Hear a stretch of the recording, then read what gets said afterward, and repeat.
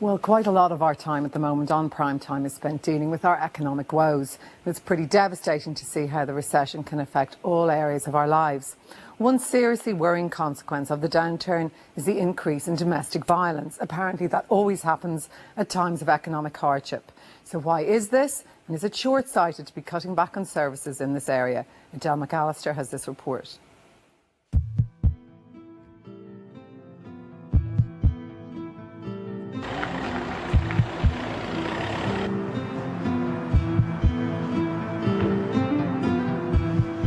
For thousands of women, the sound of the key in the door can be a frightening one. Reports of domestic abuse have risen sharply in the past year, and as the recession deepens, women are finding it more and more difficult to escape serious and growing violence. I'd be waiting for him to come in and I'd look at his face and see what mood he was in, and then you'd know from there how the rest of your day or your night was going to go. It was mental torture, physical abuse, sexual abuse and emotional abuse. If I expressed my opinion in any way, that's when the physical violence would start. So I had to kind of keep my mouth shut and just get on with it and basically do what I was told, because if I didn't, there'd always be consequences. It is critical having regard to the level of domestic violence, to the intensity of domestic violence, and to another area that we're seeing now, perhaps more prevalent in the last number of years, which is the area of extreme sexual violence, which does cause me great concern. You can see it in women who come in. The fear, the anxiety, the pure terror, really. And you can see it on the children. And you see a child startle if there's a loud voice, and you see a child, or not startle at all, cower in a corner. For the first time, the voluntary organisation Safe Ireland has investigated and reported the true extent of domestic violence in Ireland. The group represents 40 support organisations who say their services have become completely stretched. Last year, 4,638 women accessed support services, a rise of 21% from last year. Almost 2,000 women and over 3,000 children were admitted to refuges. More than 1,700 women were turned away. The study also looked at women seeking help on the night of November 4th, 2008. Over a 24-hour period, 263 women and 216 children sought help from refuges. The human stories behind these figures are truly shocking.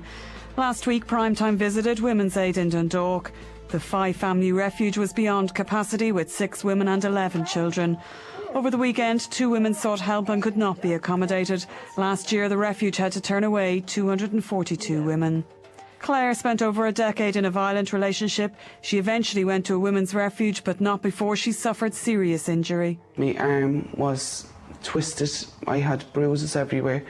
I couldn't see out of one of my eyes. So after all of the abuse and my children seeing it, I was pushed down the stairs. I was hit when I was pregnant, you know. But this particular time, it took the guards an hour and 10 minutes to get up to my house, and everything had calmed down by then. So myself and my husband went to bed, and I just let him say sorry and just keep my mouth shut. A lot of our families, you know, they might just turn up at a gate. Sometimes they don't have anything with them. They've left a very, obviously very abusive situation, and even a few years ago there might be a lull, if you know what I mean, in the refuge. And that doesn't happen anymore. Literally, we can be turning over a room within an hour. Women's Aid in Dundalk also provide a helpline and support services for women who have suffered abuse. In recent months, they have seen the effects of financial stress. Because you have difficulties, obviously, with the recession in terms of long delays in social welfare payments, maybe difficulties around mortgage repayments, and that, you know, the financial barrier is a huge barrier to that question that we're very often asked, which is, why don't women just leave? Well, obviously you'd be afraid to leave because you've nowhere for yourself and your children to go, or maybe just yourself. You know, you say to yourself, well, rather than not know where I'm going, I'd rather stay here and put up with, rather than go out and have to face God knows what. Seeking financial independence is a crucial step for those leaving abusive situations. The current downturn makes that extremely difficult. What we're seeing in terms of a recession is both it's much harder for women to obtain that economic independence, and also where there's financial tensions in the relationship, obviously when people are losing their jobs, when hours are being cut, where people are now on social welfare where they weren't before, that's another range of ways in which a perpetrator can actually control a woman who's been abused. Women's economic safety is a long-term indicator of her being violence-free for the rest of her life and getting safety. The majority of funding for refuges comes from the HSE. Service providers are fearful that future cutbacks may cripple their services at a time when they are most needed. Well, the cuts so far, the majority have been between 1% and 3% for last year. We've seen more significant cuts than in the northeast, have been between 14% and 18%. There are much higher expected cuts for 2010, and that's very worrying. In response, the HSE said €20.5 million was allocated to services throughout the country last year, and funding to services in Dundalk has grown despite the limitations of the current economic climate. The rise in incidents of domestic violence has coincided with an upsurge in family law cases. Solicitors working in the area are reporting long waits in the courts. If I have a client who is a victim of domestic violence and seeks relief from the court, she can apply for a protection order today, for instance.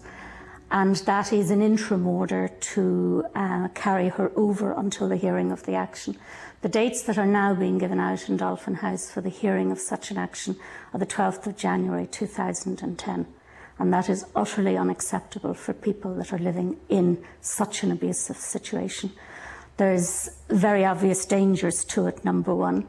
And secondly, the person who has applied to the court is going to come under massive pressure from the abuser, from the abuser's family, and through social setting not to proceed with the case on the day. The court service say the average wait is 10 weeks and they are working on providing extra sittings for those affected, but this is still a traumatic process. I went back 7 or 8 times to court, and the judge actually said, look, are you going to go ahead with, why do you keep coming back in here if you're not going to follow through with it? So I felt like I was the bold child and I was after doing wrong, and I was so embarrassed. I was made to feel like it was my fault. It's hard because you have to go to court and you have to face your husband. And he's only from here to there away from you, and a few times I was actually physically shaken because of it, and it is scary, but you have people that are there to help you and go with you and protect you and make you safe. With incidents of domestic abuse on the rise, those working with victims are concerned about how they will cope with the increasing number of people seeking help. I think the number of applications to the court is going to soar. The courts have not got the resources to deal with them, and people that are living, and women that are living in domestic violence situations and children that are living with them are going to be exposed to further dangers. As the economic downturn deepens, the grim reality is that thousands of women will continue to be trapped in abusive relationships. Their main hope of escaping lies in the network of refuges around the country. That hope will be dashed if services are cut. I feel very successful. My children are doing brilliant in their schools. I just never thought I could get to this point. Years ago, I just never thought. I never seen a light at the end of the tunnel. But with the refuge, they showed me the light.